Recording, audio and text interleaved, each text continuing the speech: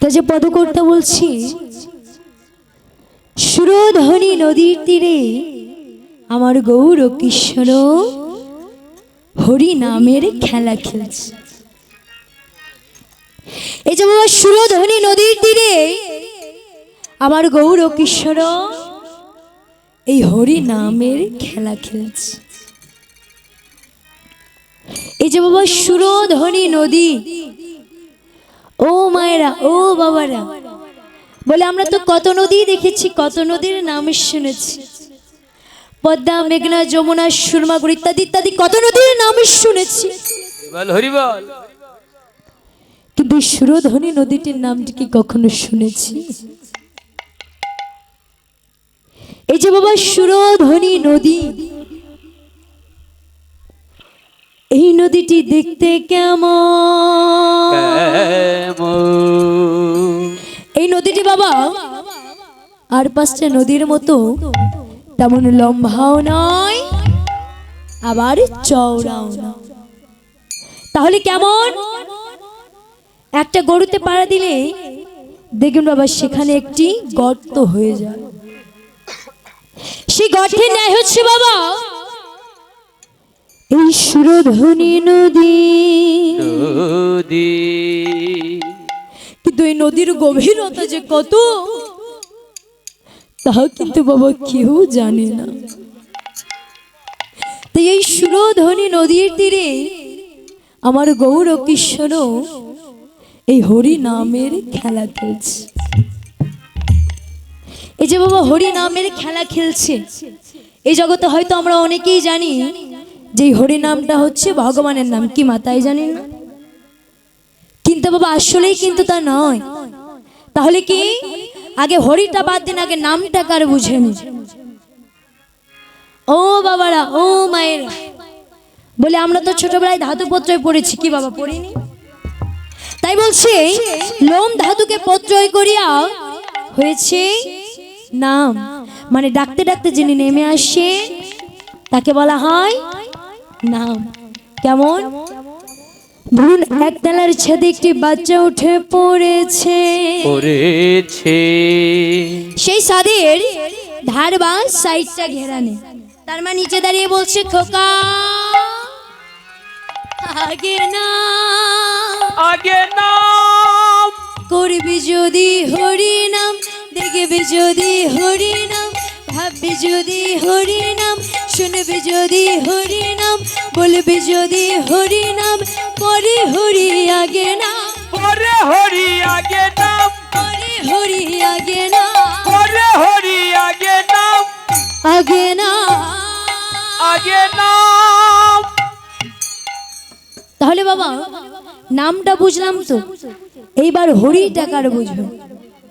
মধ্যম পুরুষ থেকে বলছি বাবা হরণ অর্থ শ্রী ধাতুকে প্রত্যয় করিয়া হয়েছে হরি, মানে হরণ যাহার কার্য নাম তার হরি, হরণ করাকে বলে হরি। তাই যে গৌর আমার এই সুরধনী নদীর তীরে হরি নামে কৃষ্ণ নাম মেলাচ্ছে, আর এই কলির জীবের দাঁড়ে দাঁড়িয়ে গিয়ে একবার এই কৃষ্ণ নামের ভিক্ষা চাইছে, আর ডেকে ডেকে বলছো ওরে কলির মায়া মহুজি, হরি কলির পাপাশ্রিত জি, তোমরা একবারই কৃষ্ণ নাম নাও, একবারই হরি নাম নাও। কেন না এই হরি নামে যে কত মধু, কত সুধা, কত সুধা, এই জগতে যে হরি নামে নিয়েছে সেই জানে। তা যে ডেকে ডেকে বলছো ওরে কলির পাপাশ্রিত জি, ওরে তোমরা খেলো না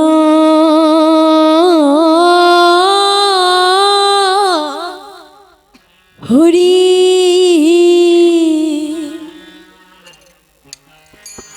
এই হরি নামে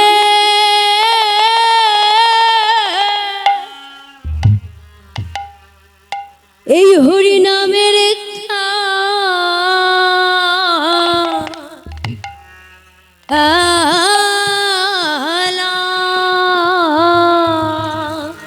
বলি তো বীরা হরি বল হরি বল। তোমরা খেলো না হরি,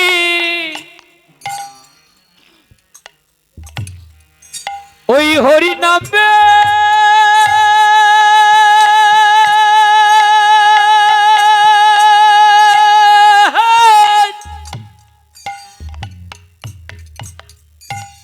ওই হরি নামের খেলা বলি তোমরা হরি বল হরি বল। তোমরা খেলো না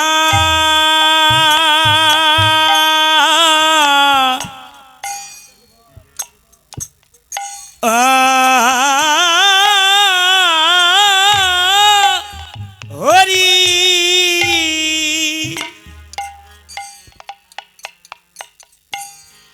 হরি নামে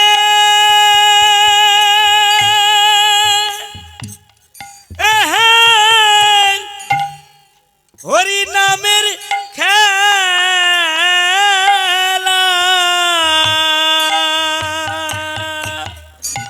হরি যে নামে ঘুচে জীবে,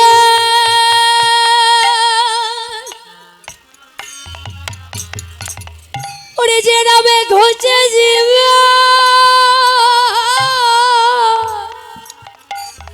হরি বল হরি বল। জীবে দেত্রিত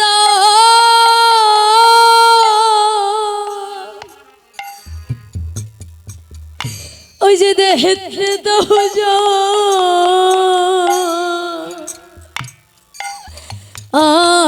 আলা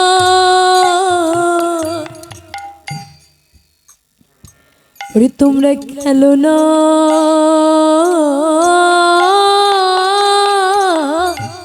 হরি,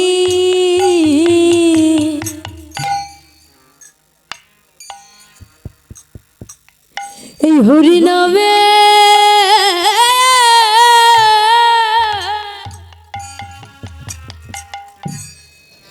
এই হরি নামের খেলা।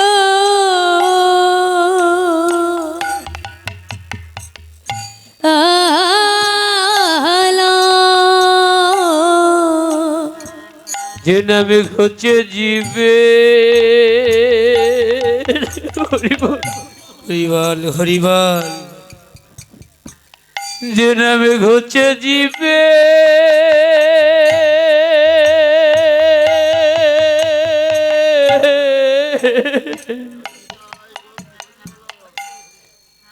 ওই জীবের ত্রিতা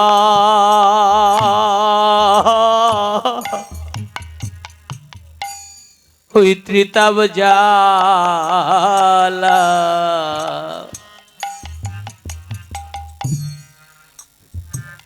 তোমরা খেলো না হরি, ওই হরি নামে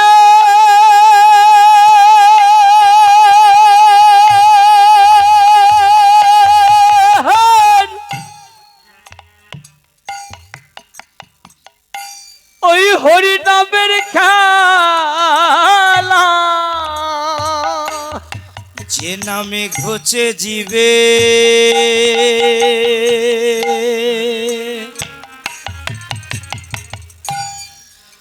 যে নামে ঘোচে জীবে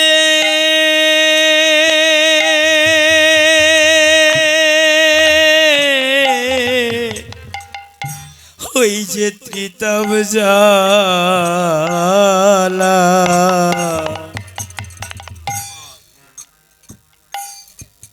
বলি তোমরা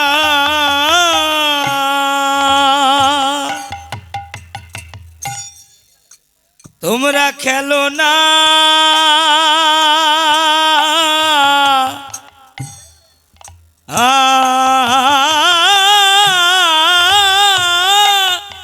হরি,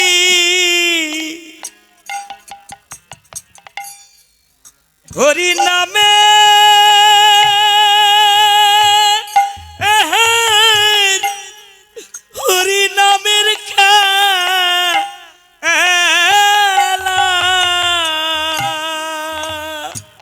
যে নামে শিব হয়েছিল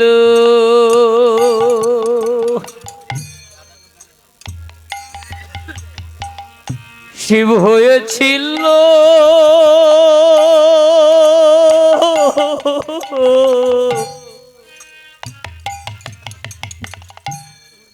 হয়েছে আত্ম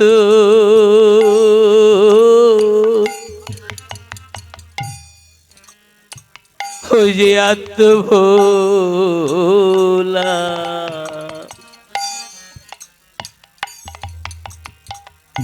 তোমরা খেলো না হরি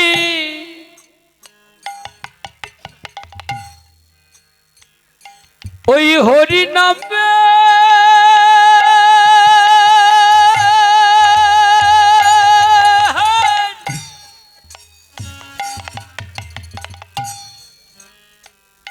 ওই হরি নামের খেলা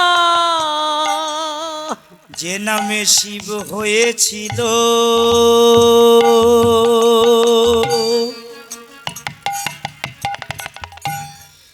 যে নামে শিব হয়েছিল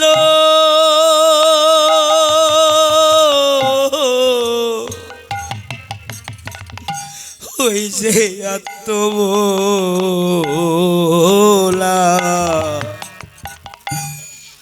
বলি তোমরা হরিবল হরিবল।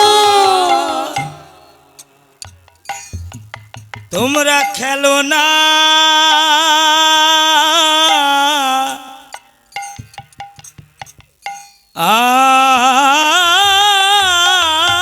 হরি হরি নামে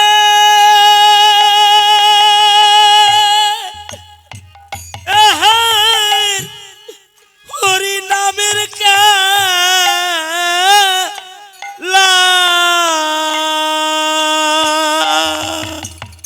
এই বলছে বাবা, এই হরি নামের খেলা যদি খেলতে হয়, যদি এই জগতে গৌর গোবিন্দের চরণে লাভ করতে হয়, তবে যে আগে সাধু গুরুর চরণে আশ্রিত হতে হয়। হরি বল হরি বল।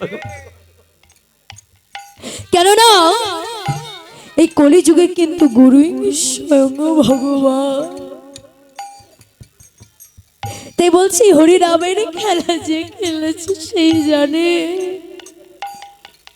যে হরি নামের মধ্যে কি মধু কি সুধা। তাই জগতে যে হরি নামের খেলা খেলেছে সেই জানে। তাই যে বলছি হরি নামের বাগে ধরেছিল ভক্ত প্রহ্লাদকে, এই হরি নামের বাগে ধরেছিল ভক্ত নরাকে। আমরা হয়তো বাবা অনেকে এই নরার কথা শুনেছি। এই নরা বাবা গুরু চরণ পাওয়ার জন্য, গোবিন্দ চরণ পাওয়ার জন্য চলে গিয়েছিল বৃন্দাবন লোকনাথ গোস্বামীর কাছে। গিয়ে ডেকে ডেকে বলছো, ওগো গুরুদেব, ওগো গুরুদেব, বলি আমি আপনারই শিষ্য হতে চাই, আপনি আমাকে আপনারই শিষ্য বানিয়ে। তখন লোকনাথ গোস্বামী ডেকে ডেকে বলছে, না না নরা, বলি এ জগতে কিছুতেই আমি তোমাকে আমারই শিষ্য বানাতে পারবো। তাই বলছে বাবা, এ জগতে গুরু চরণ পাওয়া কিন্তু এত সহজ নয়, গোবিন্দ চরণ পাওয়া এই জগতে এত সহজ নয়। তাই বলছে নরা, তুমি বরং দেশে ফিরে যাও, আমি তোমাকে আমারই শিষ্য বানাতে পারবো। আচ্ছা নরা গুরুদেবের চরণে গিয়ে কেঁদে কেঁদে বলছে, ওগো গুরুদেব, ওগো গুরুদেব, বলি এত দূর থেকে এসেছি শুধু তোমার চরণ পাবো বলে। হরি বল হরি বল। বলি তা তো আবার ওই ঘরে ফিরে যাবার জন্য নয়, তুমি আমায় কৃপা করো প্রভু, তুমি আমাকে তোমার শিষ্য বানিয়ে। আজ লোকনাথ গোস্বামী ডেকে ডেকে বলছে, না না নরাও, এ জগতে আমি কিছুতেই তোকে আমার শিষ্য বানাতে পারবো না। তাই আজ নরা কি করেছে বাবা, গুরুচরণ পাওয়ার জন্য ভেতরে এতই লালসা জেগেছে যে গুরুদেব আমার যেখানে বল মন্ত্র ত্যাগ করতে, নরা এসে প্রতিদিন সেগুলো মস্তকে ধারণ করে হরি বল হরি বল। দূরে ফেলে দিয়ে এসে সেখানে লেপন দিয়ে রেখে যায়। এবার যখন কিছুদিন কেটেছে, গুরুদেব আমার মনে মনে চিন্তা করেছে, আচ্ছা তাহলে কি আমি এখানে মলমূত্র ত্যাগ করি না, তাহলে কে প্রতিনিয়ত সেগুলো পরিষ্কার করে এখানে লেপন দিয়ে রেখে যায়। আজ আমি দেখব যে কে এখানে পরিষ্কার করে এখানে লেপন দিয়ে রেখে যায়। তাই গুরুদেব আমার কি করেছে, আজ মলমূত্র ত্যাগ করে দূর একটা বট গাছের নিচে গিয়ে বসেছে, যে আজ আমি দেখব কে এখানে পরিষ্কার করে এখানে লেপন দিয়ে রেখে যায়। কিছুক্ষণ পরে দেখে বাবা, নরা এসে সেগুলো মস্তকে ধারণ করে দূরে ফেলে দিয়ে সেখানে লেপন করছে।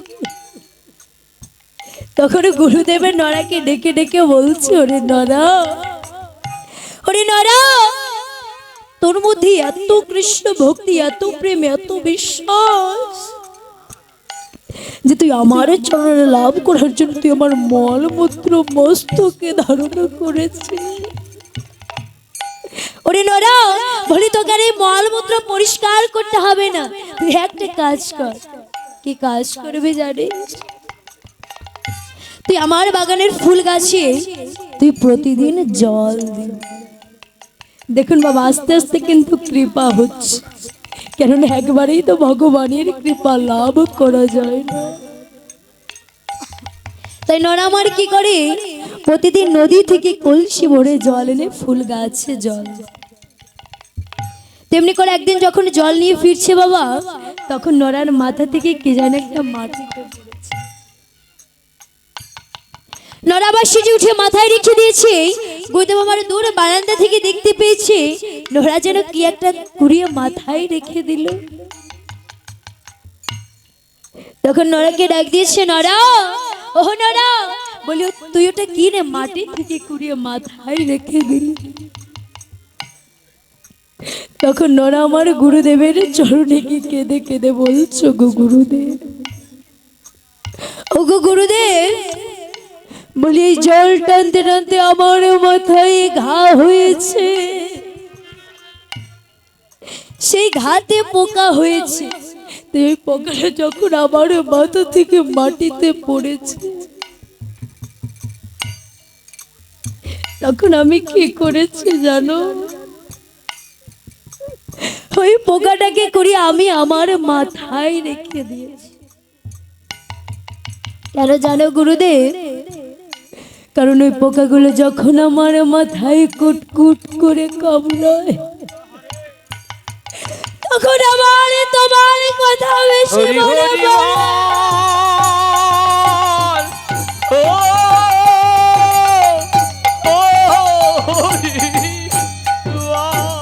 বলছো গো গুরুদেব, ওই পোকাগুলো যখন আমার মাথায় কুটকুট করে কামড়ায়, তখন আমারে তোমার কথা বেশি মনে পড়ে। এজন্য ওই পোকাটা যদি মরে যেত, আমি যে বড় অপরাধী হয়ে যেতাম। এজন্য আমি কি করেছি, ওই পোকাটাকে কুড়ি আমি আমার মাথায় রেখে দিয়েছি। তখন গুরুদেবী ডেকে ডেকে বলছে, ওরে নরা, ওরে নরা, তোর মধ্যে এত কৃষ্ণ ভক্তি যে তুই ওই পোকাটাকে কুড়িয়ে মাথায় রেখে দিয়েছিস। ওরে নরা, বলি তোকে আর এই ফুল গাছে জল দিতে হবে, তুই একটা কাজ কর। কি কাজ করবি জানিস? তুই আমার বাগানের ফুল ছিঁড়ে তুই গোবিন্দের জন্য মালা আর চূড়া বানিয়ে। তো নোরা আমার কি করে, প্রতিদিন ফুল গাছ থেকে ফুল ছিঁড়ে গোবিন্দের জন্য মালা আর চূড়া বানিয়ে। তো একদিন যখন গুরুদেব পূজা করতে গিয়েছে বাবা, তখন আগে চূড়াটা পরিয়েছে। এবার যতবারই মালাটা দিতে যাচ্ছে ততবারই ওই চূড়াই বেঁধে যাচ্ছে। তখন নরা আমার বারান্দা থেকে বলছে, গুরুদেব, ও গো গুরুদেব, ও গো গুরুদেব, আগে চূড়াটা খুলে মালাটা পরিয়ে নিন, তারপর চূড়াটা পরাও। তখন গুরুদেব মনে মনে চিন্তা করেছে, হাই রে, বলে ঘরের জানালা দরজা তো সবই বন্ধ, তাহলে কি আমাকে এই কথাটা বলে দিল? যখন বাইরে এসেছি দেখে নরা বারান্দায় বসে আছে। বলছে, ওরে নরা, ওরে নরা, ওরে নরা, ওরে আমি যখন পূজা করছিলাম কে যেন আমাকে বলে দিল আগে চূড়াটা খুলে মালাটা পরিয়ে নি, তারপর চূড়াটা পরা। তখন নরা মনে মনে চিন্তা করেছে, ও গুরুদেব তো পূজা করছিল, আমি হয়তো কথা বলে কত বড় অপরাধ করে ফেলেছি। ছুটে ছুটে গিয়ে গুরুদেবের চরণে দুটো জড়িয়ে ধরেছে। বলছো, গো গুরুদেব, আমি বলেছি আর আমার যদি কোনো অপরাধ হয়ে থাকে তাহলে তুমি আমায় ক্ষমা করে দিও প্রভু। আজ গুরুদেবের ডেকে ডেকে বলছে, ওরে নরা, ওরে নরা, তোর যে দিব্য দৃষ্টি উদয় হয়েছে রে নরা। ওরে আমি যে এতদিন ধরে গোবিন্দের নাম কাম করছি, গোবিন্দের পূজা করছি, কই আমারই তো দিব্য দৃষ্টি উদয় হলো না, আর তুই গুরু চড়বে তোর দিব্য দৃষ্টি উদয়। হরি বল, ও হরি বল। হরিবা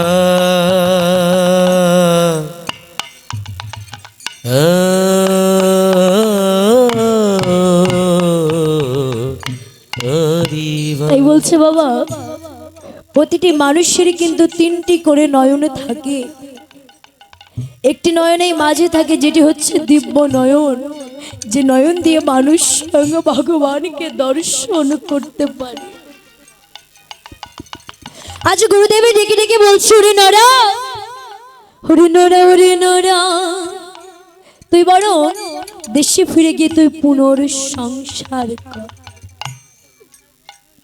তো বাবা, এই জগতে তো গুরুবাক্য লঙ্ঘন করা যায় না। তাই নরা আমার কি করেছে, গুরুদেবের চরণের শেষের প্রণাম জানিয়ে ফিরে চলে এসেছে সেই রাজশাহীর ভেতর ধাম। সেখানে এসে তালপাতার একটি ছোট্ট কুঠির বানিয়েছে আর তাতে গোবিন্দ মূর্তি অঙ্কিত করেছে। আর প্রতিদিনে ভিক্ষার ঝুলি নিয়ে ভিক্ষা করে নে, প্রতিদিন গোবিন্দ সেবা দেয়। এবার যখন কিছুদিন কেটেছে, গুরুদেব আমার মনে মনে চিন্তা করেছে, আচ্ছা নরাকে তো আমি বললাম দেশে ফিরে গিয়ে পুনর্সংসার করতে, যাই যাই একবারই দেখে আসি ও কেমন পুনর্সংসার করছে। তা যখন এসেছে বাবা, দেখি একটি ছোট্ট কুঠিরের বারান্দায় 6টি ছেলের একটি মেয়ে খেলা করছে। তখন তাদেরকে ডেকে ডেকে বলছে, খোকা, ও খোকা, তোমরা কি বলতে পারো এখানে নরার বাড়ি কোনটা? বলছে, হ্যাঁ এটাই নরার বাড়ি। বলছে, তাহলে তোমরা কারা? বলছে আমরা হচ্ছে নরারের সন্তান, নরারের ছেলে মেয়ে, আমরা 6টি ভাই আর একটি বোন। তখন গুরুদেবের চিন্তা করেছি, আমি নরাকে বলেছি দেশে ফিরে গিয়ে পুনরায় সংসার করতে, আর ওই সে সংসার পেতে বসেছে। না না, এখানে তো আর এক মুহূর্তও থাকা যাবে না। তখন ওই ছোট্ট বাচ্চারা ডেকে ডেকে বলছো, গো তাহলে তুমি কে? বলছে আমি হচ্ছে নরার গুরুদেব। তখন বলছো, ও তাহলে তো তুমি আমাদের দাদু। বসার আসন দিয়েছে, কেউ পা টিপে দিচ্ছে, কেউ হাত টিপে দিচ্ছে, কেউ মাথা টিপে দিচ্ছে, আরে দাদু দাদু বলে সম্বোধন করছে। আর যখন গুরুদেব আমার গৃহপথে যাত্রা করেছে, নরা আমার ভিক্ষা করে ফিরছে, দূর থেকে দেখতে পেয়েছে আমার গুরুদেব যাচ্ছে। কাছে এসে ডেকে ডেকে বলছো, গো গুরুদেব, ও গো গুরুদেব, আপনি এসেছেন, আমার কত সৌভাগ্য। বলছো, ওরে নরা, ওরে নরা, আমি তোকে বললাম দেশে ফিরে গিয়ে পুনরায় সংসার করতে, আর তুই এসে সংসার পেতে বসেছিস। তখন বাবা ভাদ্র মাস, প্রখর রোদ্দুর, দাঁড়িয়েছে বাবা একটি তেঁতুলে বৃক্ষের নিচে। আচ্ছা, গুরুদেবে ডেকে ডেকে বলছো, রে নরা, তুই কি পারবি এখন আবার গোবিন্দ সেবার জন্য আমাকে একটি অমৃত ফল এনে দিতে? তখন নরা আমার ভগবানের কাছে কেঁদে কেঁদে বলছে, গোবিন্দ, বলি তুমি আমার এই জগতে কেমন পরীক্ষায় ফেললে প্রভু, বলি এখন আমি অমৃত ফল কোথা থেকে পাবো? তো বাবা দাঁড়িয়েছিল একটি তেঁতুলে বৃক্ষের নিচে, সেই তেঁতুলে বৃক্ষের কাছে কেঁদে কেঁদে বলছে, ওই তেঁতুলে বৃক্ষ, বলি তুমি তো সারা জীবনে টক ফল দিয়ে এসেছ, তোমাকে পারো না আমার গোবিন্দ সবার জন্য আমাকে একটি অমৃত ফল দিতে? তখন এই ভক্তের কান্না ভগবান আমার আজ সহ্য করতে পারছে না। তখন সেই তেঁতুল গাছের অঙ্গ থেকে একটি অম্রপল্লব বেরিয়েছে। সে অম্রপল্লবে আমের মুকুল হয়েছে, আমের মুকুলের থেকে আমের গুটি হয়েছে, আর আমটি বড় হয়ে পেকে নরার হাতে এসে পড়েছে। তখন ওরা গুরুদেবের কাছে গিয়ে ডেকে ডেকে বলছো, গো গুরুদেব, এই লও গুরুদেব অমৃত। তখন গুরুদেবের চিন্তা করেছে, আচ্ছা নরার ভক্তি তো ঠিক আছে, তাহলে কিভাবে সংসার পেতে বসে? বলছে, চলো চলো দেখবে, চলো তোমার গৃহে তোমার ছোট ছোট ছেলে ওখানে খেলা করছে। বলছে, গো গুরুদেব, এ জগতে তো আমি বিবাহই করি না, আমার সন্তান আসবে কোথা থেকে? বলছে, চলো চলো গেলেই দেখতে পাবে তোমার ঘরের বারান্দায় বসে 6টি ছেলে আর একটি মেয়ে খেলা করছে। তা যখন এসেছে বাবা, দেখে বারান্দায় কোনো ছেলে মেয়ে। বলছে, কোথায় গুরুদেব ছেলে মেয়েগুলো কোথায়? বলছে, বারান্দায় নেই, দেখো ঘরের ভেতর আছে, ঘরটা খুলে দেখো। তো বাবা আর যেই না ঘর খুলেছে, তখন দেখে পঞ্চতত্ত্ব রাধা গোবিন্দের মূর্তি অঙ্কিত করা।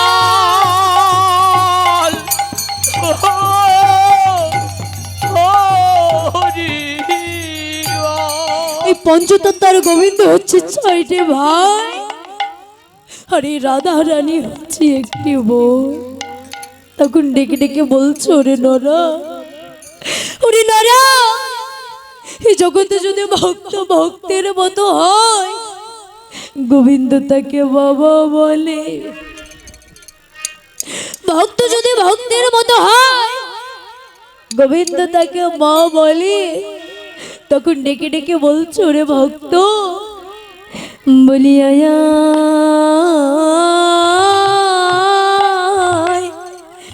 ভক্ত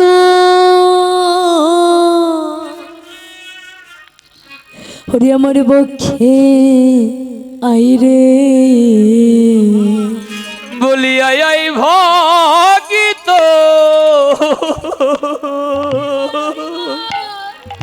হরিবল ওই আমার বক্ষে আই রে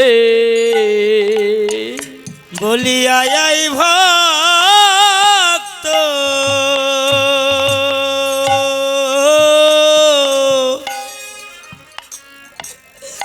আমার বক্ষে আইরে ওরে আমি কত জনমে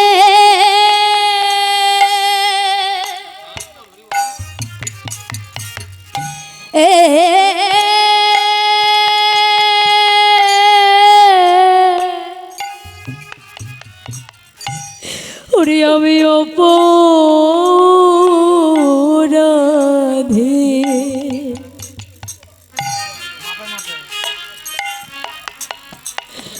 বলিয়া যায় ভোগে তো ওরে অপর বক্ষে আইরে আমি কত জনমে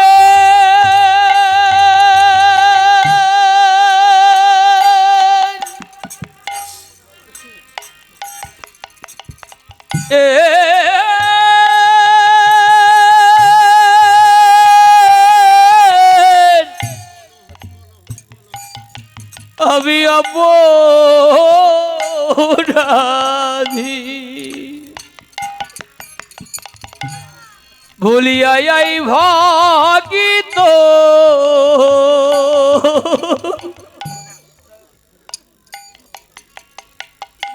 হরিবল আমি ওরে আমি কত জনমে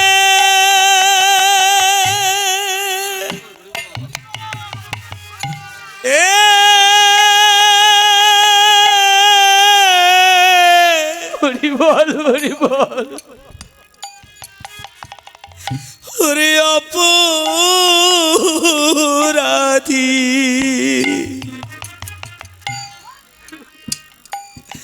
বলিয়া আই ভক্ত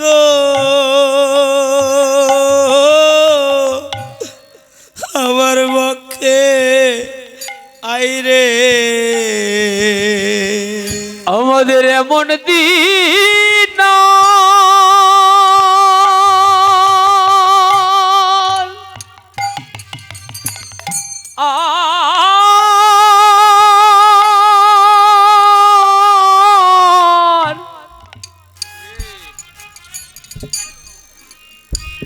আমাদের হয় কি না হরিবল হরিবল বলিয়াই আই ভাগিত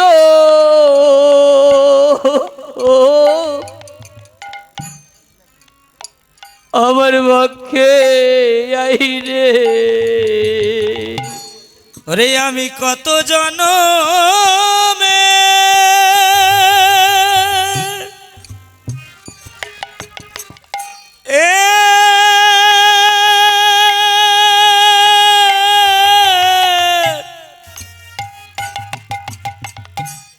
ওরে অপরাধী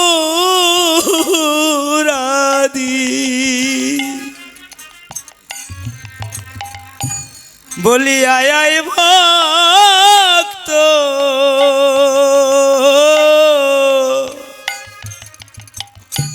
আমার বক্ষে আইরে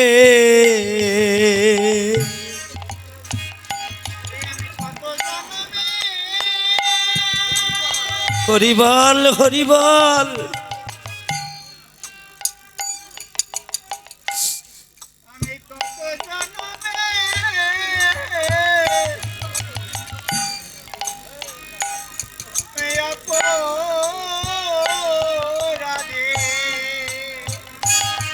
বলিয়া আই ভক্ত বক্ষে আই রে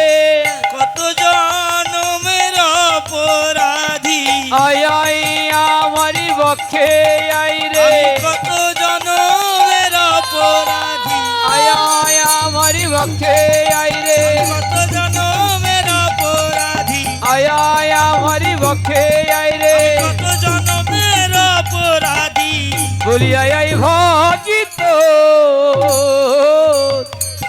আমার পক্ষে আই রে। তাই বলছে বাবা, এই জগতে যদি ভক্ত ভক্তের মতো হয়, ভগবান তাকে বাবা বলে। ভক্ত যদি ভক্তির মতো হয়, ভগবান তাকে মা বলে। তাই ভগবান শ্রীকৃষ্ণ গীতায় অর্জুনকে একটি প্রসঙ্গ বলেছেন। কি বলেছিল? যে হে অর্জুন, এই পৃথিবীতে মোট 8 প্রকারের ভক্ত আছে। এই পৃথিবীতে মোট 8 প্রকারের ভক্ত আছে। এর মধ্যে 4 প্রকারের ভক্ত আমাকে ডাকে, আর 4 প্রকারের ভক্ত আমাকে ডাকে না।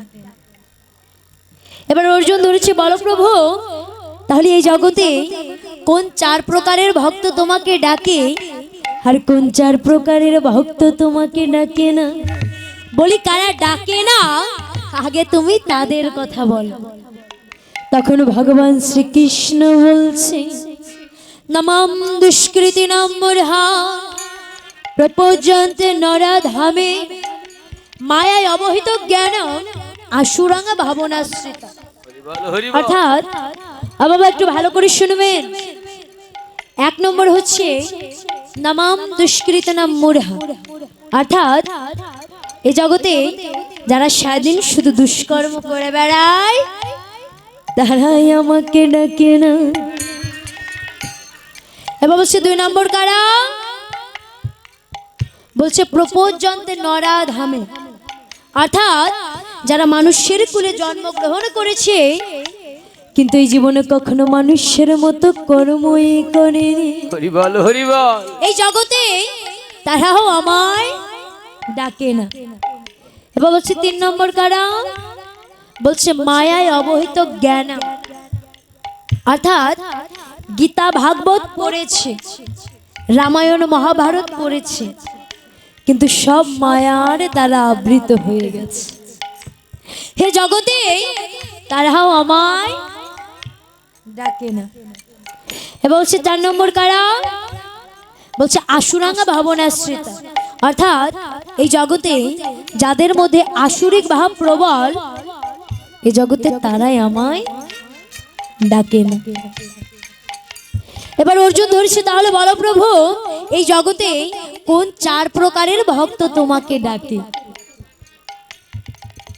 তখন ভগবান শ্রীকৃষ্ণ বলছে, 1 নম্বর হচ্ছে আর্ত, অর্থাৎ এই জগতে যারা শরীরের ব্যথা পায়, যারা মনের ব্যথা পায়, তারাই আমায় ডাকে। যেমন সারা বছর ডাকে না, বাইক চালাতে গিয়ে নায়কগিরি ফলাতে গিয়ে যখন লরির তলায় পাটা ঢুকে গেছে, পাটা যখন ভেঙে গেছে, ডাক্তার যখন পাটা বেঁধে উঁচু করে দিয়েছে, তখন এই পাটা দিকে তাকিয়ে বলছে, হে ঠাকুর, এই পাটা তুমি ভালো করে দাও।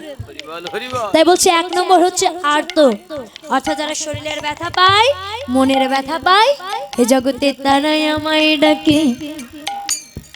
এবার বলছে 2 নম্বর কারা? বলছে জিজ্ঞাসু, অর্থাৎ এই জগতে যারা গৌরকে জানতে চায়, বুঝতে চায়, তারা কিন্তু ডাকে। এই যেমন বাবা আপনারা কোথা থেকে না কোথা থেকে চলে এসেছেন আজ ভগবানকে জানার জন্য, বোঝার জন্য। তাই বলছে 2 নম্বর হচ্ছে জিজ্ঞাসু। এবার বলছে 3 নম্বর কারা? বলছে রথার্থী, অর্থাৎ এই জগতে যারা অর্থ চায় আবার পরমার্থও চায়, হে জগতে তারাও আমায় ডাকে। যেমন বলে ভগবান, এই বছর 1 তালা দিয়েছি, সামনের বছরে যেন 3 তালা দিতে পারি। হরিবল হরিবল হরিবল। তাই বলছে অর্থও চাইছি আবার পরমার্থও চাইছি, হে জগতে তারাও আমায় ডাকে। এবার বলছে 4 নম্বর কারা? বলছে জ্ঞানী চ ভরতর্ষ, অর্থাৎ এই জগতে যারা জ্ঞানী, যারা জেনে ফেলেছে যে আমার চরণে ছাড়া মুক্তির কোনো পথ নয়, এই জগতে তারাও আমায় ডাকে। এবার অর্জুন ধরেছে, বলো প্রভু, তাহলে এই 4 প্রকারের ভক্তের মধ্যে তোমার কোন প্রকারের ভক্তটা বেশি প্রিয়? তখন বলছে 4 নম্বর ভক্তটা আমার বেশি প্রিয়, কেননা এই জগতে যে জেনে ফেলেছে যে আমার চরণে ছাড়া মুক্তির কোনো পথ নেই, তখন যে আমাকে ভক্তি নিয়ে ডাকে, এই জগতে আমি তার হয়ে যাই।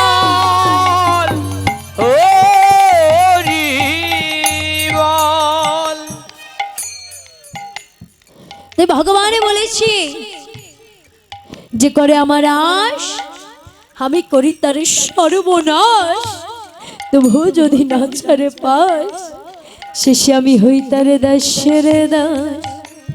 যে ভক্ত আমার জন্য 1 পা অগ্রসর হয়, আমি সেই ভক্তের জন্য 10 পা অগ্রসর হই। যে আমাকে ভালোবাসি আমি তাকে ভালোবাসি। তাই ভগবান বলেছি যে আমার ঘাটে সকাল সকাল আসে, আমি তাকে সকালে সকাল পার করে দিই। যে আমার ঘাটে দুপুর বেলায় আসে, আমি তাকেও পার করে দিই। কিন্তু যে আমার ঘাটে সন্ধ্যা আগত করে আসে, আমি তাকে কি করি? আমি তাকে পার করি বটে বটে কুল ধারা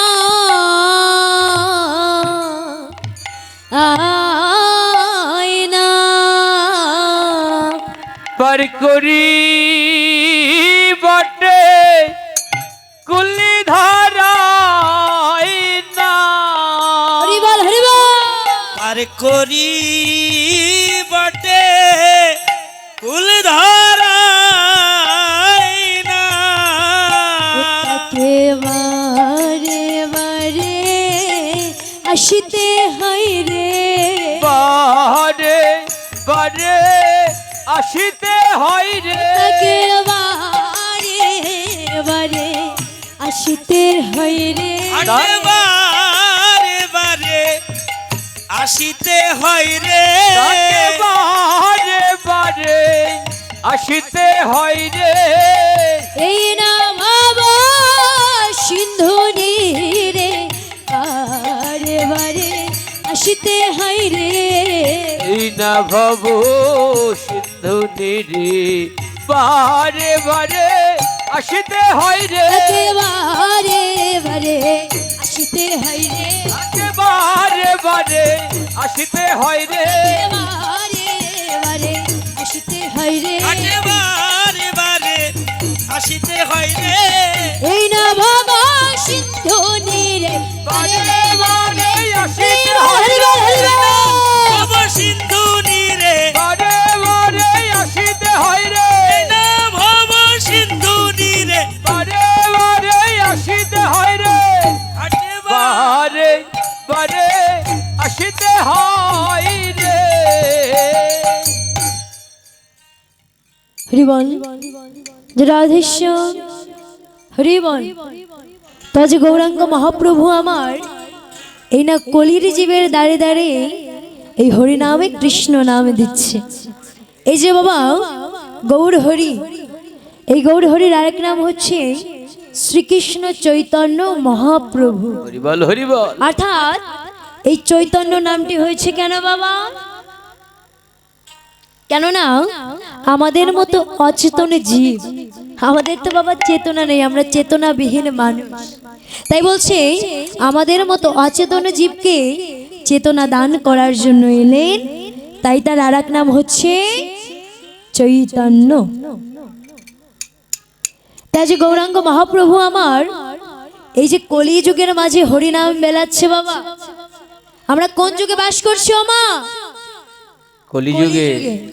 তাই বলছি বাবা এই কলিযুগটা ভালো না খারাপ? এই যে মায়েরা কলিযুগটা ভালো না খারাপ? ভালো ভালো, নেট চালানো যায়। হরিবল। হরিবল। এই কলিযুগটা যেমন ভালো তেমনই কিন্তু বাবা আবার খারাপও আছে। তো আগে খারাপের দিকটাই আগে বলি, কি বাবা হরি বল।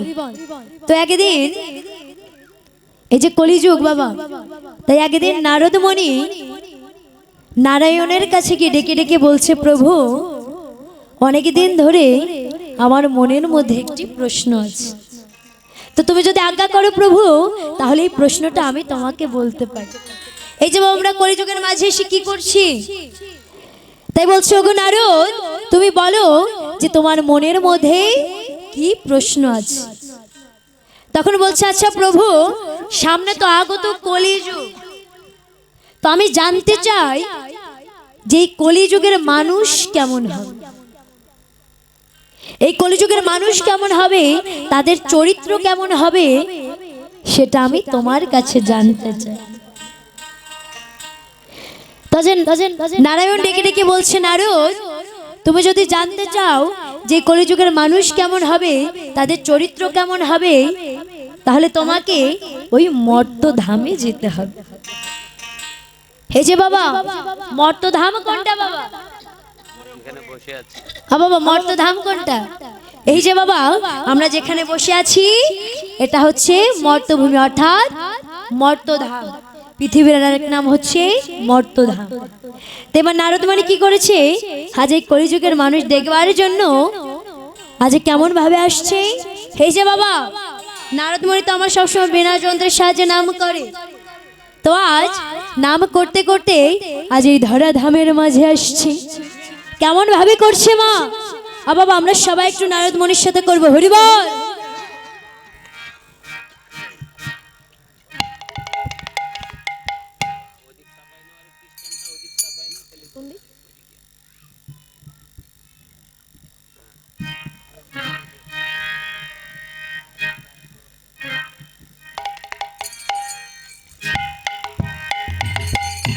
হরি বল জনিতাই জয় গুণ জয় রাধেশ্যাম হরি বল। তাই আজ কেমন ভাবে নাম করতে করতে আসছে,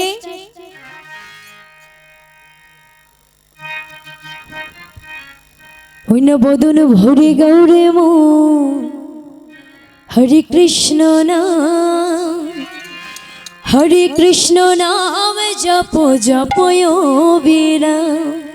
বদন ভরে গাউরে মন হরে কৃষ্ণ নাম, হরে কৃষ্ণ নাম ভজ ভজ অবিরাম। বদন ভরে গাওরে হরে কৃষ্ণ নাম, কৃষ্ণ নাম নাম জপ হরে কৃষ্ণ নাম। একবার বদন ভরে গৌরে মন হরে কৃষ্ণ নাম, হরে কৃষ্ণ নাম জপ জপ বিরাম। বদন ভরে গাউরে মন হরে কৃষ্ণ নাম, হরে কৃষ্ণ নাম ভজ ভজ অবিরাম। বদন ভরে গাও হরে কৃষ্ণ নাম, কৃষ্ণ নাম জপ হরে কৃষ্ণ নাম। পথে চলিতে চলিতে বলো রাধে কৃষ্ণ নাম, চলিতে চলিতে বলো রাধে কৃষ্ণ নাম, পথে চলিতে চলিতে বলো রাধে কৃষ্ণ নাম, চলিতে চলিতে বলো রাধে কৃষ্ণ নাম। রাধে কৃষ্ণ নাম জপ জপ বিরাম। আহা! বদন ভরে গাউরে মন হরে কৃষ্ণ নাম, হরে কৃষ্ণ নাম ভজ ভজ অবিরাম। বদন ভরে গাও হরে কৃষ্ণ নাম, হরে কৃষ্ণ নাম জপ জপ বিরাম। বদন ভরে গাউরে মন নিতাই গৌরনাথ মানন্দ হরি বল হরি বল হরি ভজ বল। ভজ অবিরাম।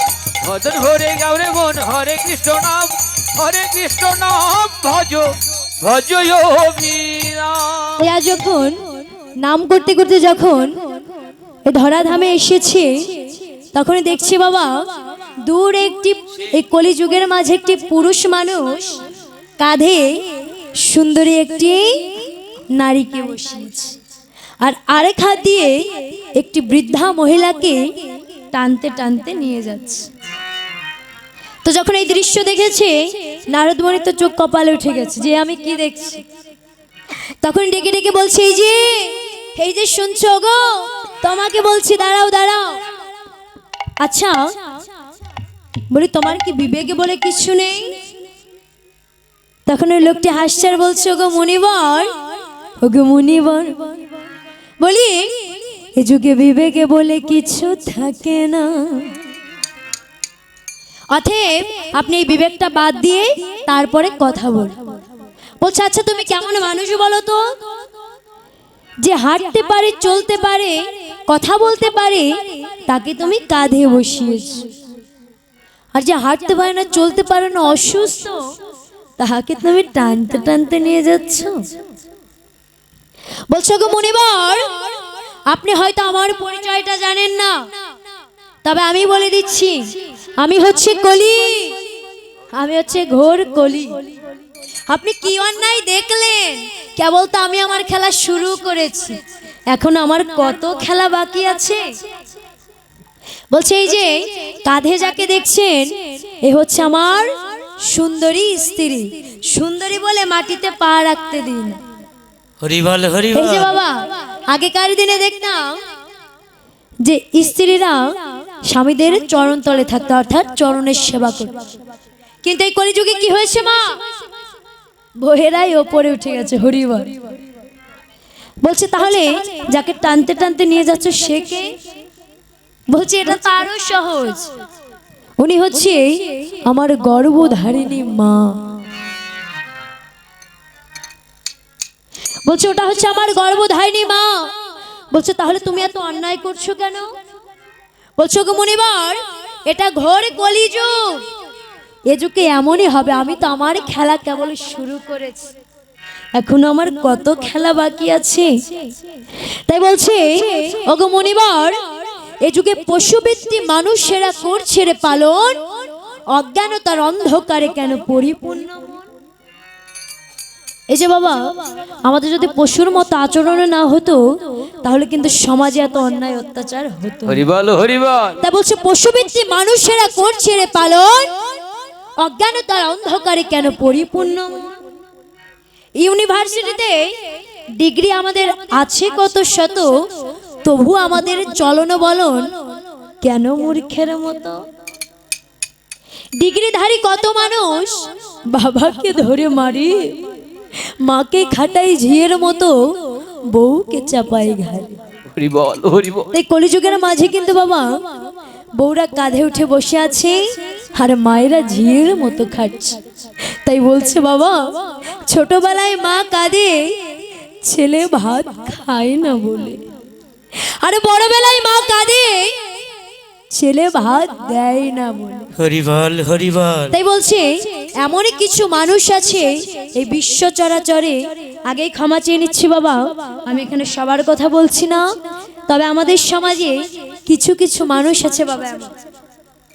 তাই বলছে এমনই কিছু মানুষ আছে এই বিশ্ব চরাচরে, যাদের হৃদয় মাঝে নোংরা ভরা, কিন্তু ভদ্রবেশে ঘুরে। ভদ্রবেশে ঘুরলে পরে মানুষ বলে না, মানুষ সবে আসবে যেদিন জ্ঞানের চেতনা। অধম বলো হে যে তোমরা কেন অসৎ সঙ্গ করো? সৎ যদি হতে চাও তাহলে ভক্তের সঙ্গ করো। নিতাই গৌর হরি বল, হরি বল, হরি বল। হরি বল। তা যে হরি নামে বেলাচ্ছে আর ডেকে ডেকে বলছে, আচ্ছা এই নাম, এই হরি নাম করার তো একটি নিয়ম আছে। এই যে বাবা আমরা হরিবাসরে এসেছি, এই হরিনাম করার কিন্তু বাবা নিয়ম আছে। অর্থাৎ শুদ্ধ মনে, পবিত্র মনে বসতে হয়, আর কপালে তিলক ধারণ করতে হয়, কণ্ঠে চন্দনের মালা বা তুলসীর মালা ধারণ করতে হয়। তাজে গৌরাঙ্গ মহাপ্রভু ডেকে ডেকে বলছে, ওগো এই যে কলির জীব, এই যে নদিয়ার জীব, ওই না সবারই অঙ্গেতে দাও শ্রী চন্দন মালা। সবারই অঙ্গতে দাও শ্রী চন্দন মালা। ও সবারই অঙ্গেতে দাও শ্রী চন্দন মালা। সবারই অঙ্গেতে দাও শ্রী চন্দন মালা।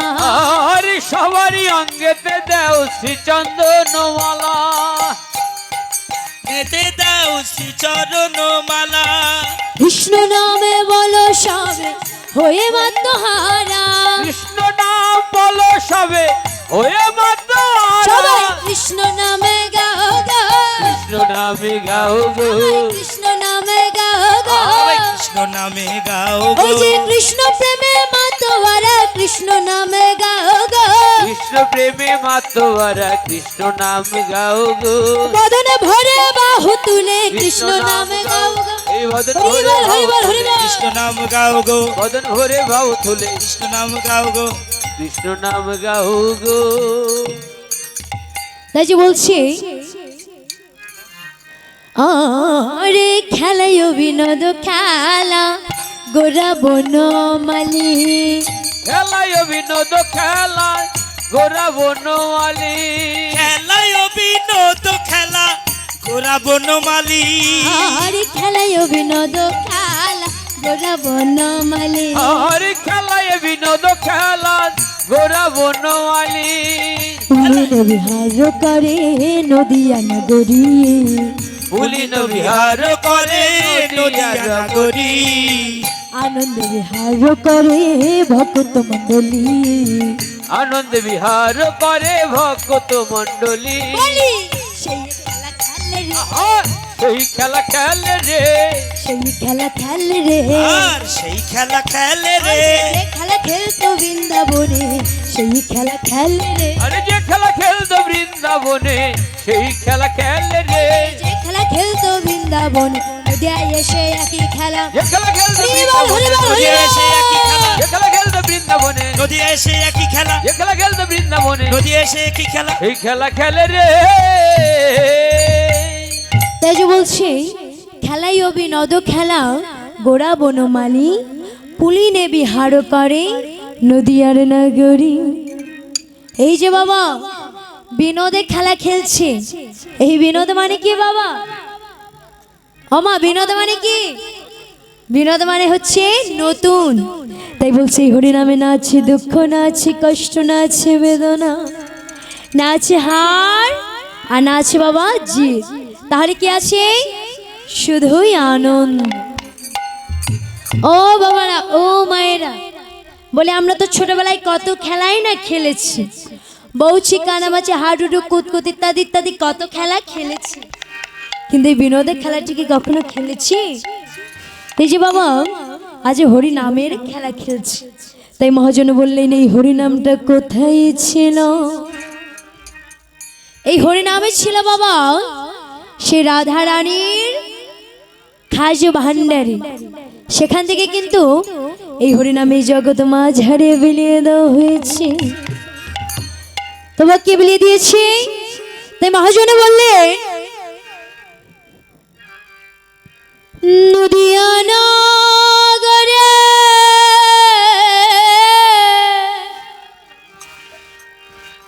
নদিয়া নগরে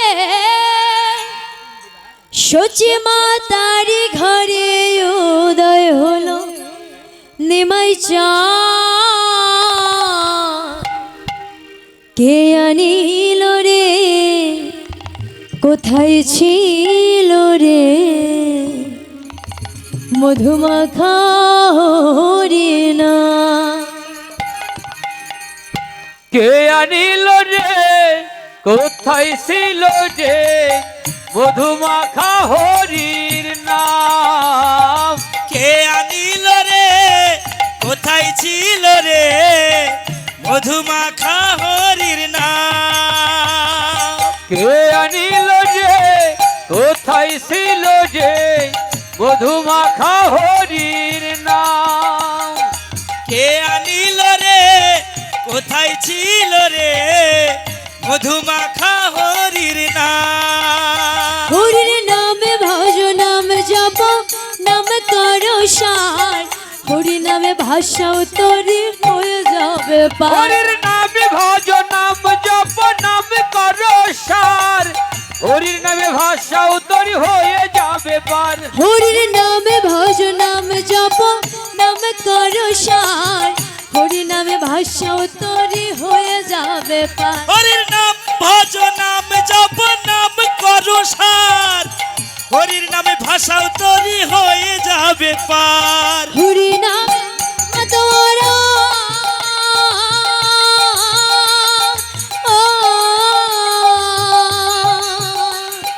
হরি নামে মাতোয়ারা সারা ব্রজধা। কে আনিল রে, হরি বল, হরি বল। কোথায় ছিল রে মধুমাখা হরির নাম। কে আনিল রে, কোথায় ছিল রে মধুমাখা হরির নাম। কত পাপি তাপি তোরে গেল এই হরির নামে, মুখে বল হরি নামে শ্রবণ করো কানে। কত পাপি তাপি তোরে গেল এই হরির নামে, মুখে বল হরির নাম শ্রবণ করো কানে। কত পাপি তাপি উদ্ধারিল এই হরির নামে, মুখে বল হরি নামে শ্রবণ করো কানে। কত পাপি তাপি উদ্ধারিল এই হরির নামে, মুখে বলো হরির নাম শ্রবণ করো কানে। আস্তে আস্তে আস্তে আস্তে আস্তে। তো বাবা একদিন ধর্মরাজ বসে আছে। তো এবার প্রথম এক ব্যক্তিকে তার কাছে ডেকে ডেকে বলছি, ধর্মরাজ বলি আমার একটি প্রশ্ন আছে। বলছে কি প্রশ্ন বলো? বলছে আমি এইমাত্র দেখে আসলাম এক বালতি জলের 7টা মগ ভরে, কিন্তু 7 মগ জলে একটা বালতি ভরে। তখন বলছে আচ্ছা বসো বসো বসো, তোমার প্রশ্নের উত্তর দিচ্ছি। এবার বাবা সে বসে বসে চিন্তা করেছে, আচ্ছা এই প্রশ্নের উত্তর কি হতে পারে, কি হতে পারে। এরই মধ্যে দ্বিতীয় ব্যক্তি এসে বলছে, ধর্মরাজ বলি আমারও একটি প্রশ্ন আছে। বলছে কি প্রশ্ন বলো? বলছে আমি এইমাত্র দেখে আসলাম বেড়াই ক্ষেত খেয়ে যাচ্ছে। বাবা বলেন তো দেখি কেমন প্রশ্ন। বেড়া তো দেওয়া হয় ক্ষেতকে বাঁচার জন্য, কি মা তাই না? তাই বলছে বেড়াই ক্ষেত খেয়ে যাচ্ছে। এবার বলছে আচ্ছা বসো বসো বসো, তোমার প্রশ্নের উত্তর দিচ্ছি। এইবার তৃতীয় ব্যক্তি এসে বলছে, ধর্মরাজ বলি আমার একটি প্রশ্ন আছে। বলছে কি প্রশ্ন বলো? বলছে আমি এইমাত্র দেখে আসলাম ছোট্ট একটা ছিদ্র দিয়ে ইয়া বড় একটা হাতি বের হয়ে যাচ্ছে, কিন্তু বাবা তার লেজটা বেঁধে যাচ্ছে। তখন বলছে আচ্ছা বসে বসে, তোমার প্রশ্নের উত্তর দিচ্ছি।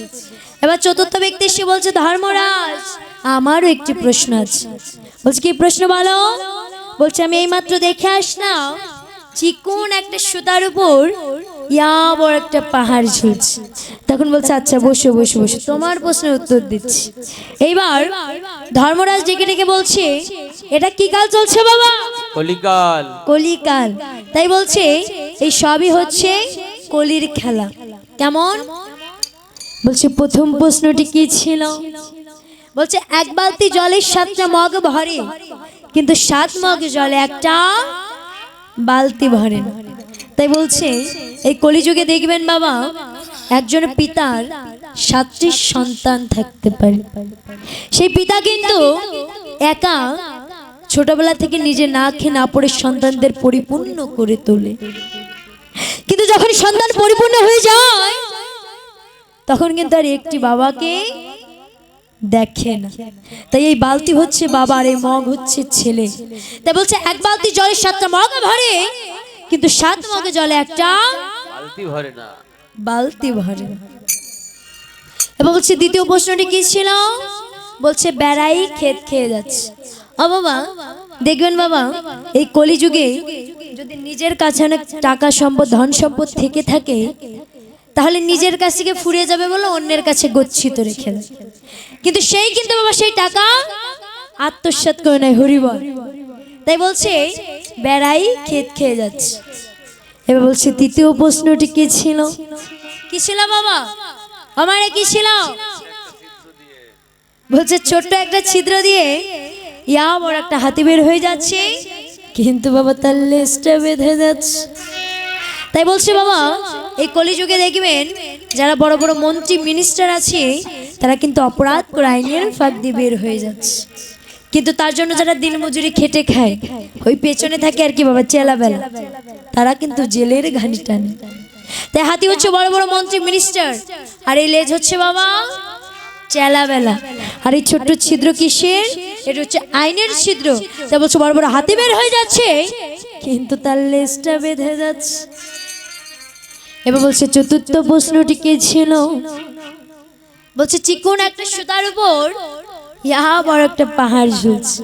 তাই বলছে বাবা এই যে কলিযুগের মাঝে যে এসে আমরা যে অপরাধ করছি, যে অন্যায় করছি, তা জমে জমে কিন্তু একটা পাহাড় তৈরি হয়েছে। তাহলে এই পাহাড়টি পড়বে কি করে? এই জগতে যদি আমরা হরি নামে কৃষ্ণ নাম করি তাহলে সুধা দিছে প্রাণ পড়ে যাবে তাই করে হরি বল হরি বল হরি বল। তাই বলছে কত পাপী তাপী তোরে গেল এই হরির নামে, মুখে বল হরি নামে শ্রবণ করো কানে। কত পাপী তাপী তোরে গেল এই হরির নামে, মুখে বল হরির নাম শ্রবণ করো কানে। কত পাপী তাপী উদ্ধারিল এই হরির নামে, মুখে বল হরি নামে শ্রবণ করো কানে। কত পাপী তাপী উদ্ধারিল এই হরির নামে, মুখে বলো হরির নাম শ্রবণ করো কানে। হরি নামে আছে সুধা,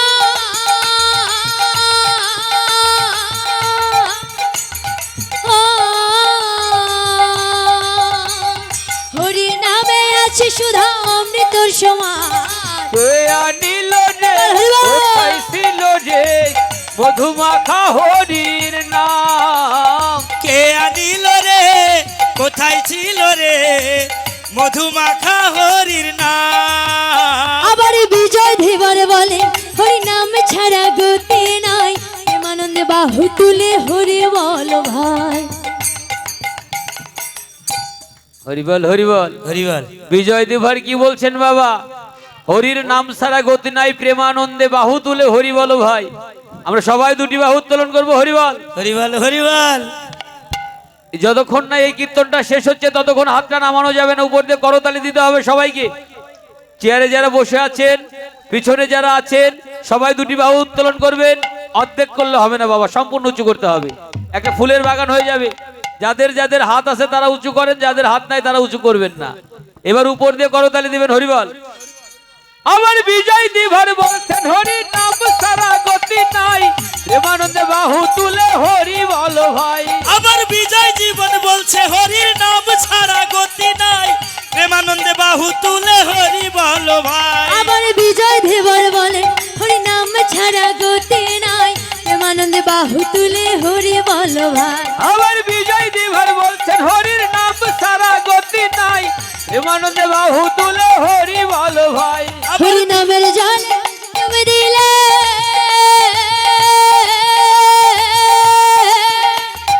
ও, হরি নামের জল ডুবে দিলে তোমার মন প্রাণ। কে আনিল রে কোথায় ছিল রে মধুমাখা হরির নাম। কে আনিল রে কোথায় ছিল রে মধুমাখা হরির নাম। কে আনিল রে হরিবল হরিবল হরিবল। মধুমাখা হরির নাম, কে আনিল মধুমাখা রে? হরির নাম, মধুমাখা হরির নাম।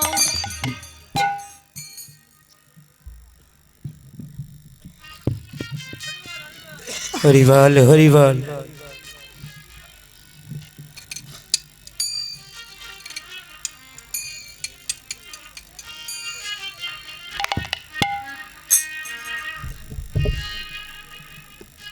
হরিবল রাধেশ্যাম হরিবল। তো যে বিনোদে খেলা খেলতে খেলতে যখন আর বেলি অবসান হলো, গৃহেতে চলিলাম। বেলি অবসান হলো গৃহেতে চলিল, বেলি অবসান হলো গৃহেতে চলিল। আর বেলি অবসান হলো গৃহেতে চলিলাম। বেলি অবসান হলো গৃহেতে চলিল। জননী চরণে আসি প্রণাম করিল, জননী চরণে আসি প্রণাম করিল। আর জননীর চরণে আসি প্রণাম করিল। জননী চরণে আসি প্রণাম করিল। জননীর চরণে আসি প্রণাম করিল। এলামা এলামা আর এলাম্মা এলাম্মা, এলামা এলামা। আর এলামা এলামা। ওই যে বিনোদে খেলা খেলে খেলে এলামা এলামা। ওই যে বিনোদ খেলা খেলে খেলে এলাম্মা এলাম্মা। ওই যে বিনোদে খেলা খেলে খেলে তোমার কোলে ফিরে এলাম। বিনোদ খেলা খেলে খেলে হরি বল, হরি বল, হরি বল। বিনোদ খেলা খেলে খেলে তোমার কোলে ফিরে এলাম, বিনোদ খেলা খেলে খেলে তোমার কোলে ফিরে এলাম। এলাম মা এলাম মা।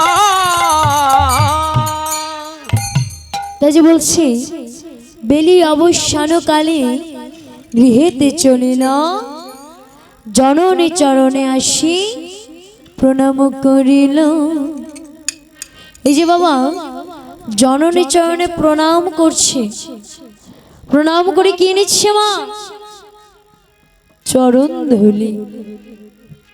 তো আমিও আপনাদের কাছে টাকা চাইছি না, পয়সা চাইছি না, ধন চাইছি না, ঐশ্বর্য চাইছি না, শুধুমাত্র আপনাদের ওই রাতুল চরণের চরণে ধুলিটুকু চাইছি। আপনারা কৃপা করে ওই ধুলিটুকু আমাকে দিবে। ওই ধুলি আমি সর্বাঙ্গে মেখে আমি গোবিন্দের গুণ কীর্তন করব। এই যে বাবা একটি 8 বছরের ছেলে, একটি 8 বছরের বাচ্চা হাতে জপের মালা আর কপালে তিলক কেটে নাম গাইতে গাইতে যাচ্ছে। তো যখন নাম গাইতে গাইতে যাচ্ছে তখন রাস্তার পাশে চায়ের দোকানে একজন 80 বছরের বৃদ্ধ বসে তাস খেলছে। খেলছে খেলুক, কিন্তু সেই বৃদ্ধ লোকটি সেই ছেলেটিকে ডেকে ডেকে বলছে, আরে খোকা, আরে খোকা, বলি এত সকালে সকালে বেরিয়ে পড়েছিস? বছরে এত সকালে সকালে বেরিয়ে পড়েছে। তখন ওই ছোট্ট ছেলেটি ডেকে ডেকে বলছে, ওগো দাদু, ওগো দাদু, বলি আমি যে পথে বেরিয়েছি এই পথ তো অনেক দূর। যদি আমি সকালে সকালে না যাই কোনোদিনই যে গৌরীর চরণ আমি লাভ করতে পারবো না গো দাদু। তাই বলছে বাবা, শিশুকালে কৃষ্ণ ভজে কৃষ্ণ পাবার আসে, যৌবনেতে ভজে কৃষ্ণ আসে মানসে, আর বৃদ্ধকালে কৃষ্ণ ভজে জমের ইতর আসে। তাই বলছো গো দাদু, বলি আমি যে পথে বেরিয়েছি এই পথ তো অনেক দূর। তখন ওই বৃদ্ধ লোকটি ডেকে ডেকে বলছে, আরে খোকা, একেবারে চেয়ে দেয়, একেবারে চেয়ে দেয়, তুই কত ছোট আর আমার বয়স কত হলো। কবে যেনই আমার প্রাণ পাখি উড়ে যায়, কবে যেনই আমার আয়ু বেলা ডুবে যায়। তোর মধ্যে এত কৃষ্ণ ভক্তি, এত প্রেম, এত বিশ্বাস যে তুই গোবিন্দ পথে বেরিয়ে পড়েছিস। ওরে খোকা, দেখে দেখ, আমি যে এখনো হা কৃষ্ণ বলে 2 ফোঁটা নয়ন বাড়ি পরিশোধ করলাম না, কোনদিনে ভক্তের সঙ্গ করলাম না, সাধুগুরু বৈষ্ণবের সঙ্গ করলাম না। তবে খোকারে, তুই তো যাচ্ছিস গোবিন্দ দর্শনে, আমি তোকে আশীর্বাদ করি, তোর অবশ্যই গোবিন্দের সাথে দেখা হবে।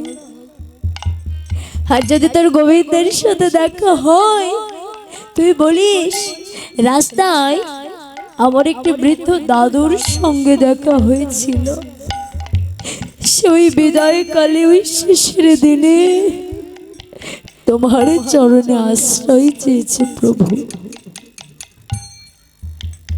তখন বলছো গো দাদু, তুমি একবার আমায় ভালো করে আশীর্বাদ করে দাও, আমার ভগবানের সঙ্গে দেখা হলে আমি বলবো যেন তোমাকে তার চরণাশ্রয় করে দেয়। তা যখন ওই ছেলেটি যাত্রা শুরু করেছে তখন ওই বৃদ্ধ লোকটি ডেকে ডেকে বলছে, রে খোকা চলেই তো যাবি, কিন্তু যাবার বেলায় তোর এই অধমে দাদুর একটি শেষের নিবেদনে রাখবি খোকা। তাই যে ডেকে ডেকে বলছো রে খোকা রে, বলি দে দে খোকা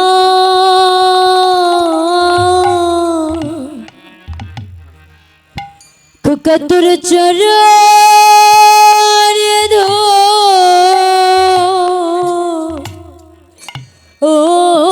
ওলি ও খোকা রে,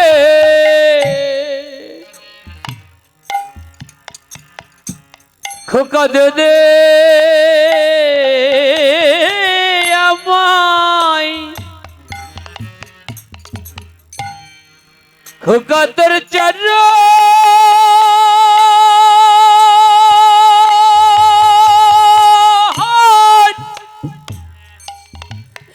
হরি বল হরি বল চরণ ধুলি। ও খোকা রে,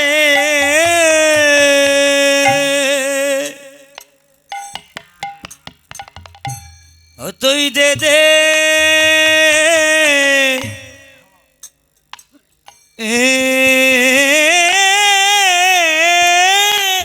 খোকা,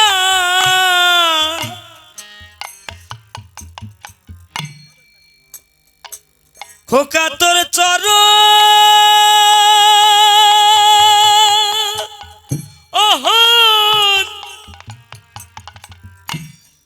চরণ ধুলি।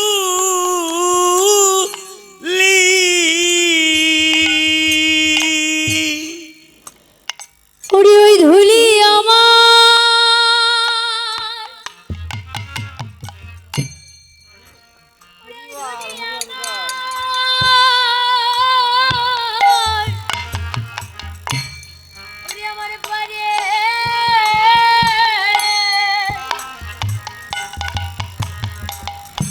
আমারে পারে রেখো ও রে, বলি দে দেখো হরি বল হরি বল, খোকা তোর চরণে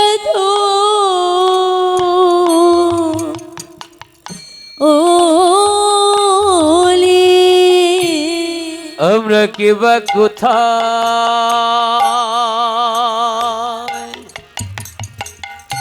আমরা কেবা কোথায়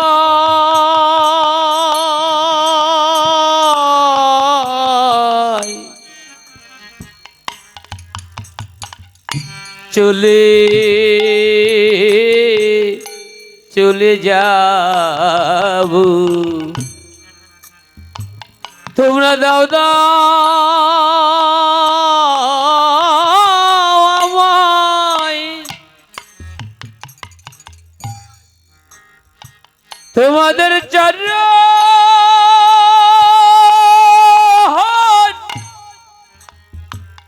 তোমাদের চরণ ধুলি। ওরে আমরা কেবা কোথায়,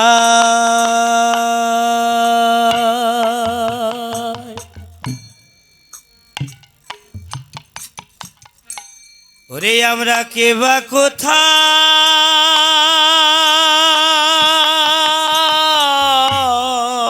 হরি বল হরি বল, ওরে চলে যাব ও ভক্ত রে,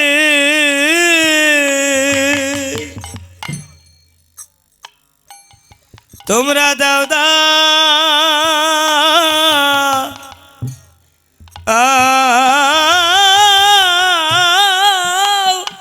আমায়,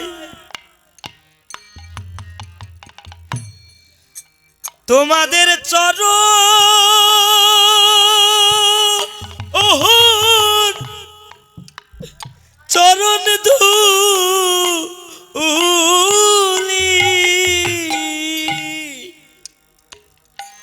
আমাদের এমন দিন না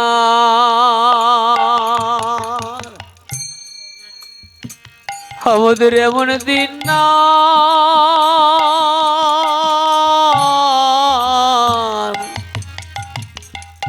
হয় কি না হয় তোমরা দাও দাও আমায় তোমাদের চরণ ধুলি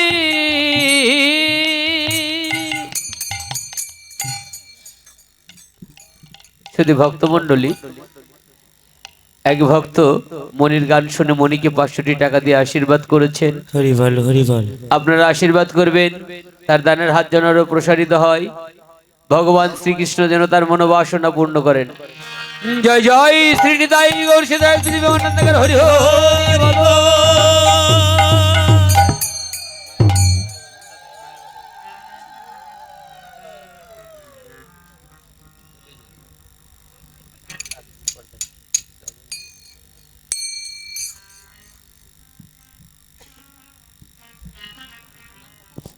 হরি বল। হরি বল হরি বল।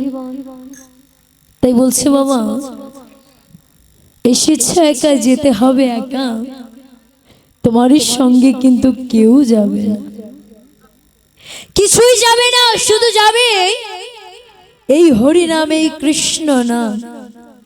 আমরা এখনই শুনছি বাবা ফেরা গোষ্ঠ, অর্থাৎ আমাদেরও কিন্তু একদিন ফিরে চলে যেতে হবে। কোথায় চলে যেতে হবে বাবা? আমাদের নিজ গৃহে। এখানে তো আমরা এসেছি কয়দিনের জন্য, মাত্র থাকবার জন্য। আমাদেরই কিন্তু আবার সেই নিজ গৃহে ফিরে চলে যেতে হবে। তাই বলছে বাবা এই যে আজ আমরা এখানে এসে কতজন উপস্থিত হয়েছি, আগামী বছর কেউ থাকবো কেউ থাকবো না। হরি বল হরি বল। এখানে অনেকেই উপস্থিত আছে যাদের জীবন থেকে হয়তো তাদের প্রিয় মানুষটি হারিয়ে গেছে, চলে গেছে। কেউ হয়তো পিতা হারা হয়েছে, হরি বল। কেউ হয়তো মাতা হারা হয়েছে, কেউ হয়তো সন্তান হারা হয়েছে, কেউ হয়তো এই জগতের স্বামী হারা হয়েছে। তাই বলছে একা একা এসেছে, একা একা চলে যেতে হবে। তাই মহাজনে বললেন ওরে যেদিন মায়ার বাঁধন ওরে ছিন্ন করে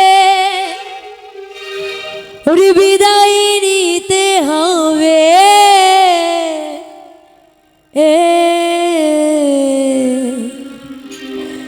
সুন্দর এই পৃথিবী ছেড়ে চলে যেতে হবে রে মন, বিদায় নিতে হবে।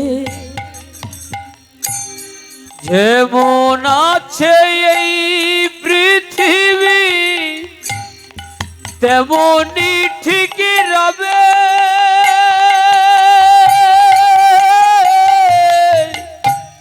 সুন্দর এই পৃথিবী ছেড়ে চলে যেতে হবে রে মন, বিদায় নিতে হবে। ভাই বন্ধু তারা সত আত্মীয় স্বজন যাদের লাগে দিলাম আমি সবে বিসর্জন রে মন, সবে বিসর্জন। ভাই বন্ধু তারা সুত আত্মীয় স্বজন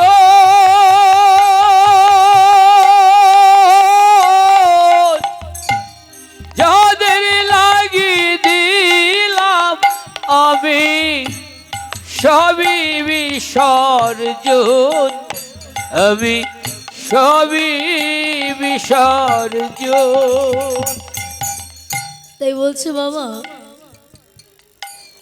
ভাই বন্ধু তারা শুধু আত্মীয় স্বজন,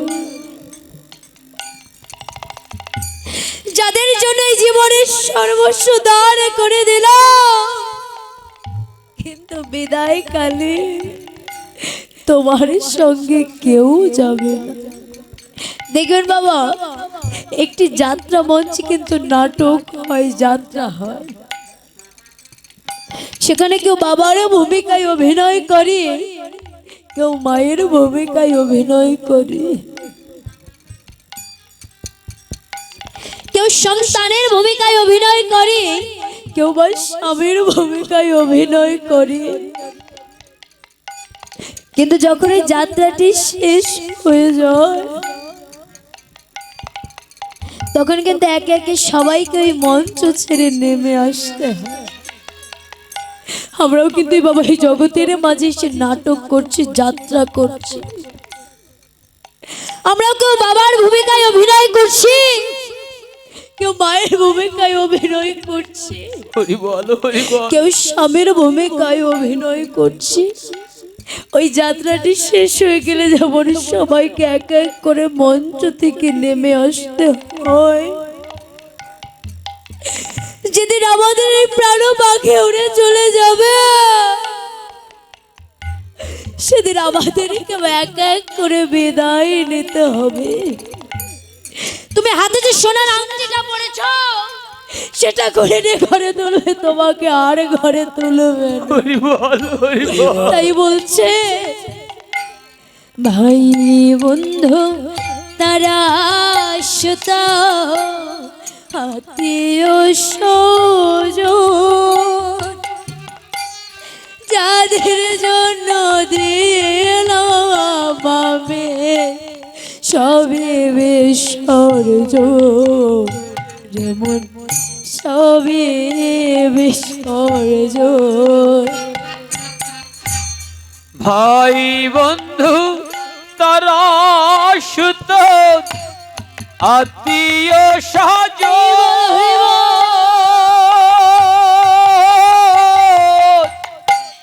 যাদের লাগি দিলাম আমি সবই বিসর্জন, আমি সবই বিসর্জন। ওই আমি যাদের লাগি ওরে করলাম সবে, ও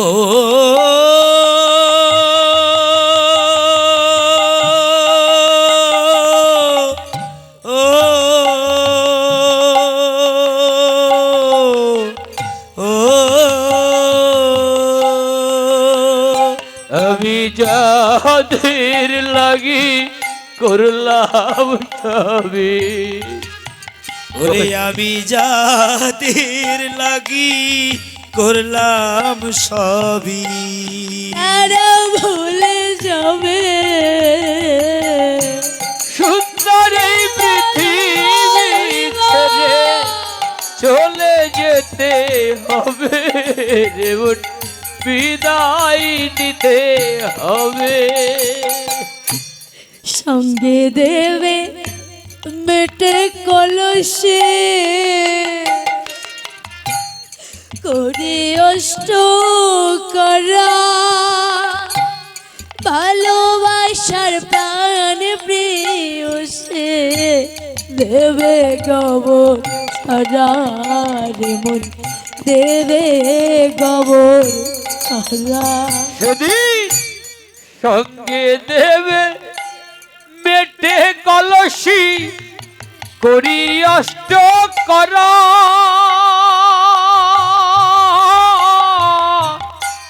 ভালোবাসার প্রাণ প্রিয়সী দেবে গবর ছাড়া, এমন দেবে গবর ছাড়া। তাই বলছি বাবা, সঙ্গে দেবে মেটে কলসি আরে করি অষ্ট করা। আর যে ভালোবাসার প্রাণ প্রিয় অর্ধাঙ্গিনী তোমার সাথে জনমের সাথী, সেও কিন্তু বাবা বিদায় কালে তোমার সঙ্গে যাবে না। তুমি বিদায় হবার পরে তোমাকে কবর ছেড়ে দূর করে বিদায় করে দেবে। সেই ভালোবাসার প্রাণ প্রিয়সী তোমার সাথে জনমের সাথে, সেও কিন্তু বাবার সঙ্গে যায় না। একদিন পরে দুদিন তোমাকে জগতে সবাই ভুলে যাবে। তাই বলছে সঙ্গে দেবে মেটে কলসে করি অষ্ট করা। ভালোবাসার প্রাণ প্রিয়সী দেবে কবর ছাড়া, যেমন দেবে কবর ছাড়া। সেদিন সঙ্গে দেবে পেটে কলসি করি অষ্ট করা।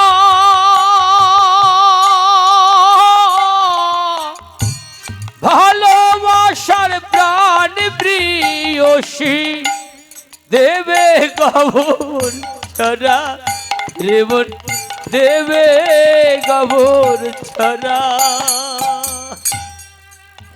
ও সেদিন শাখা ভেঙে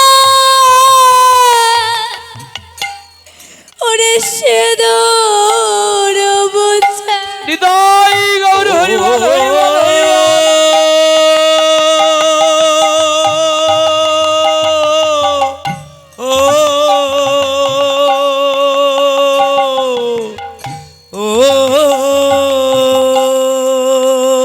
সেদিন শাখা ভেঙে ওই না সিঁদুর মুছে,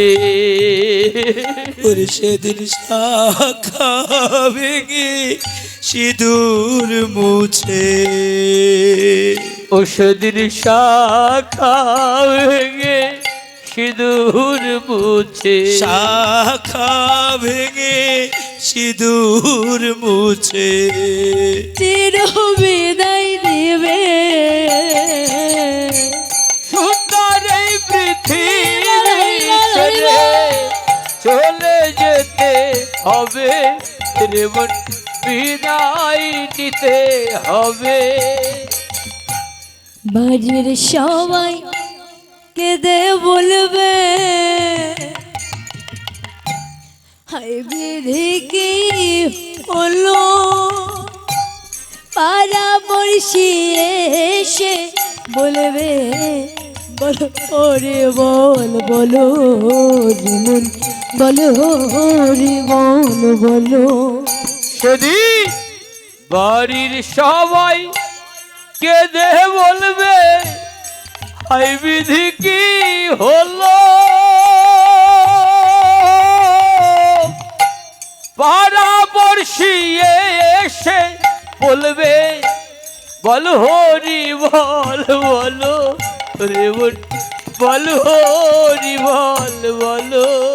সেদিন বাড়ির সবাই কেঁদে বলবে হাই বিধি কি হলো,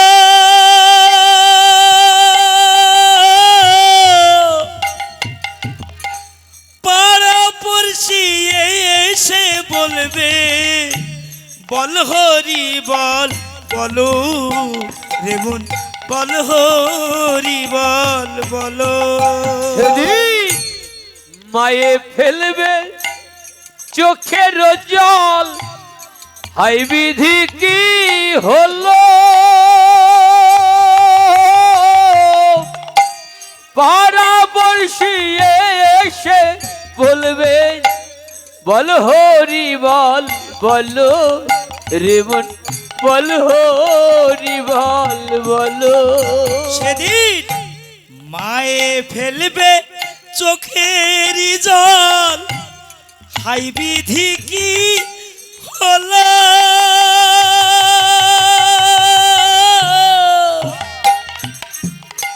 পাড়া পড়শি এসে বলবে বল হরি বল বলো রে মন বল হরি বল বলো। তাই বলছে বাবা, বাড়ির সবাই কেঁদে কেঁদে বলবে হাই বিধি, এ আমাদের কি হলো। আরে পাড়া পড়শি এসে বলবে বল হরি বলো বলো। সেদিন তোমার সঙ্গে সবাই যাবে, সেদিন তোমার সঙ্গে সবাই যাবে, কিন্তু ওই শ্মশানে ঘাটে তোমাকে একা একা রেখে যার মতো সবাই ঘরে ফিরে চলে আসবে। সেদিন ওই শেষের দিনে ওই শ্মশানে ঘাটে তোমাকে একা একা পড়ে থাকতে হবে। সেদিনের শেষেরও বান্ধব তোমার এ জগতে কেউ হবে না, একমাত্র গোবিন্দ ছাড়া সেদিন তোমার শেষের বান্ধব বলে আর কেউ থাকবে না। তাই বলছে বাড়ির সবাই কেঁদে বলবে হাই বিধি কি হলো, পাড়া পড়শি এসে বলবে বল হরি বল বলো রে মন বল হরি বল বলো।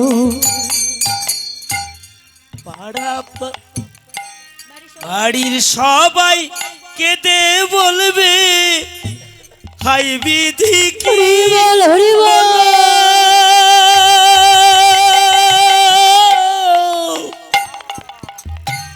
পাড়া পড়শি এসে বলবে বল হরি বল বলো রে মন বল হরি বল বলো। সেদিন পাড়ার লোকে ওরে বলবে এসে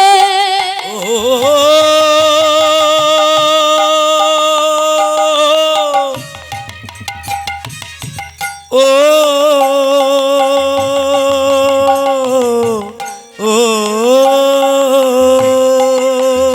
সেদিন পাড়ার লোকে বলবে এসে, পাড়ার লোকে বলবে এসে, পাড়ার লোকে বলবে এসে চলো শ্মশানেতে গৌর হরিব হরিব সুন্দর এই পৃথিবী ছেড়ে চলে যেতে হবে রে মন বিদায় নিতে হবে।